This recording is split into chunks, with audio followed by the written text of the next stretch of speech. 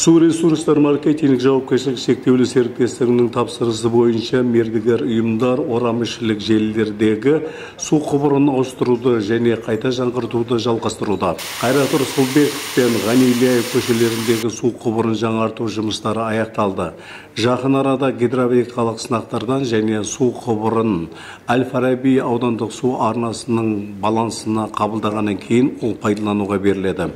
Су құбырын алмастыру жұмыстарын строймонтаж мердігер мекемесі толықтай ауыстырып аяқтады. Жалпы ұзындығы 400 метрді құрайды. Бұл жерде 8 құдықсыз сырма қойылған, бесколодец задержка, және де 2 колодец жоқ, пожарный гидрант, яғни жер үсті пожарный гидрант қойылған. Жалпы қазіргі таңда жұмыс толықтай аяқталды. Тек осы су құбырын шаю жұмыстары жүргізіліп жатыр. Қайта құру кезінде ұңғыма типті бірнеше ысырмалар орнатылды. Олар жұмыс істеуге ыңғайлы және ұңғымаларға орнатылған бекіту арматурасы сияқты назар аударуды қажет етпейді.